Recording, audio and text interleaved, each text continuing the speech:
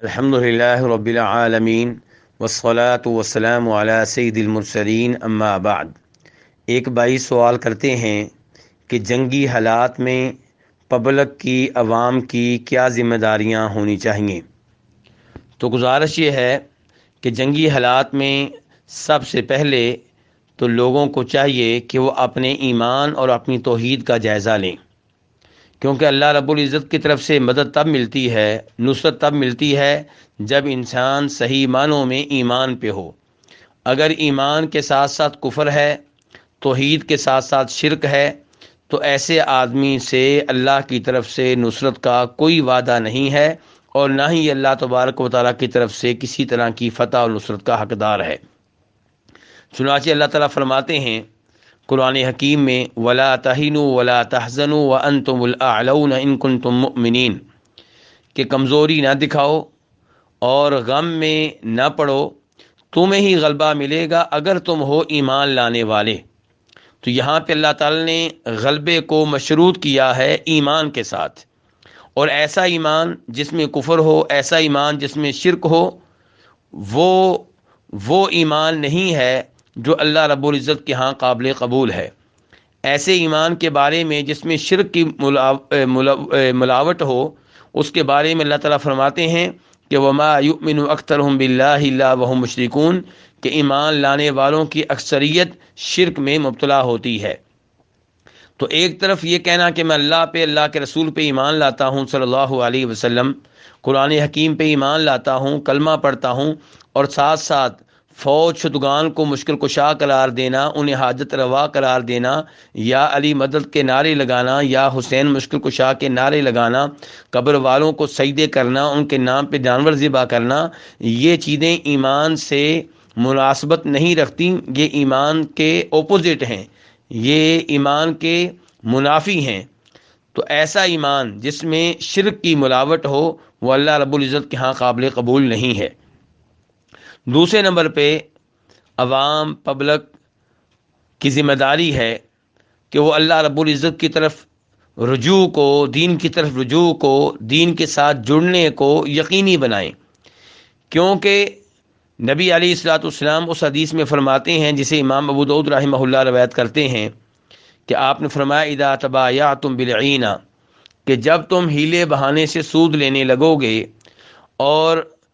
گائے کی دمیں پکڑ لو گے، کھیتی باڑی کرنے پہ مطمئن رہو گے اور جہاد کو ترک کر دو گے، تو اللہ رب العزت تمہارے اوپر ایسی ذلت مسلط کرے گا جسے اللہ ختم نہیں کرے گا یہاں تک کہ تم اپنے دین کی طرف واپس آ جاؤ۔ تو اس حدیث سے پتہ چلا کہ مسلمان اس وقت تک ذلیل و رسوا رہیں گے جب تک دین کے ساتھ جڑ نہیں جائیں گے، دین کی طرف رجوع نہیں کریں گے، اور جن چیزوں کی وجہ سے ان پہ ذلت مسلط رہے گی ان میں سے ایک سود لینا ہے، دوسرے نمبر پہ گائے وغیرہ، جانور وغیرہ رکھ لینا اور کھیتی باڑی کرنا، اور اسی کو اپنا آخری ہدف بنا لینا، دین کی فکر نہ کرنا، توحید کی فکر نہ کرنا اور جہاد ترک کر دینا۔ یہ وہ چیزیں ہیں جن کی وجہ سے مسلمان ذلیل و رسوا ہوتے ہیں۔ یاد رہے، جہاد سے مراد وہ جہاد ہے جو مسلمان حکمرانوں کی قیادت میں کیا جائے، اور جس میں ایسے لوگوں کو قتل نہ کیا جائے جو بے گناہ ہوں، معصوم ہوں، مثال کے طور پہ عورتیں، بچے، بوڑھے۔ تو جہاد سے مراد شرعی جہاد ہے۔ تیسرے نمبر پہ پبلک کی یہ ذمہ داری ہے جنگی حالات میں کہ وہ صبر سے کام لیں اور ثابت قدمی کا مظاہرہ کریں۔ ظاہر ہے جب جنگی حالات ہوں گے تو کئی طرح کے مصائب کا سامنا کرنا پڑے گا، تو مسلمان کو چاہیے کہ ان حالات میں صبر کا مظاہرہ کرے اور استقامت دکھائے۔ اور اللہ رب العزت فرماتے ہیں یا ایھا الذین آمنوا استعینوا بالصبر والصلاۃ، کہ جب بھی مصیبتیں آئیں، پریشانیاں آئیں تو کس سے مدد لو؟ صبر سے اور نماز سے۔ چوتھے نمبر پہ پبلک کی اور عوام کی ذمہ داری یہ ہے جنگی حالات میں کہ وہ اللہ کا ذکر کریں، اللہ سے دعائیں کریں، اللہ سے مدد مانگیں۔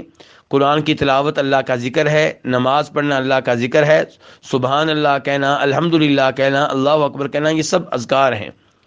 حسبنا اللہ و نعم الوکیل کا وظیفہ کیا جائے، جو نبی علیہ الصلوۃ والسلام نے جنگی حالات میں کیا تھا، جو ابراہیم علیہ السلام نے کیا تھا۔ جس کا معنی یہ ہے کہ ہمارے لیے اللہ ہی کافی ہے اور وہی ہمارا کارساز ہے۔ اور ایسے ہی لا الہ الا انت سبحانک انی کنت من الظالمین،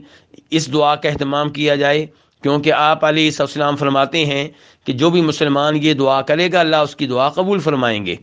اور یہ یونس علیہ السلام کی دعا ہے جو انہوں نے مچھلی کے پیٹ میں کی تھی، تو اللہ نے اس دعا کی وجہ سے انہیں ان کی آزمائش سے نجات دی تھی۔ ایسے ہی دیگر دعائیں پڑھی جائیں، اللہم انا نجعلک فی نحورہم ونعوذ بک من شرورہم، اے اللہ ہم تجھے اپنے دشمن کے سامنے کرتے ہیں اور ان کے شر سے ہم تیری پناہ میں آتے ہیں۔ قنوت نازلہ کا اہتمام کیا جائے، یعنی کہ جب بھی فرض نماز قائم ہو تو اس کی آخری رکعت میں رکوع کے بعد اجتماعی طور پہ دعا کی جائے، امام صاحب دعا کرائیں اور دیگر لوگ جو ہیں آمین کہیں۔ یہ نبی علیہ السلام کی سنت ہے، آپ کا طریقہ ہے۔ اس کے ساتھ ساتھ 5ویں نمبر پہ پبلک اور عوام کی ذمہ داری یہ ہے کہ جنگی حالات میں افواہیں پھیلانے سے گریز کریں۔ کوئی بھی ایسی خبر جو تصدیق شدہ نہ ہو اسے پھیلانے سے گریز کریں، جبکہ اس سے نقصان پہنچنے کا خطرہ ہو اور عوام اور فوج کے مورال کے ڈاؤن ہونے کا خطرہ ہو، اور ایسی خبریں اور ایسی باتیں اعلیٰ حکام تک پہنچائی جائیں اور اس معاملے میں ان سے رابطہ کیا جائے۔ اور اس کے ساتھ ساتھ پبلک کو یہ ذہن میں بات رکھنی چاہیے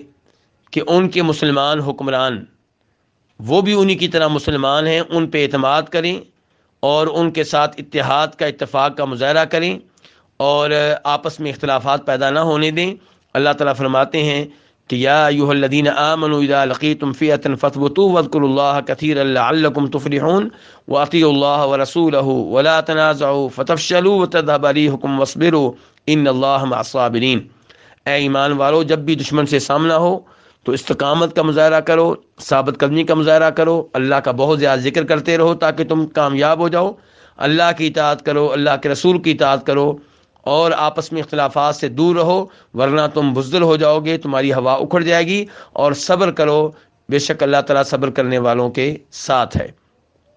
اللہ رب العزت سے دعا ہے کہ وہ مسلمانوں کو ہر جگہ فتح دے اور مسلمانوں کو ذلت و رسوائی سے محفوظ فرمائے، اور مسلمان مظلوم جہاں پہ بھی ہیں، جس ملک میں بھی ہیں، اللہ ان کی مدد فرمائے اور انہیں کافروں کے ظلم سے نجات دے۔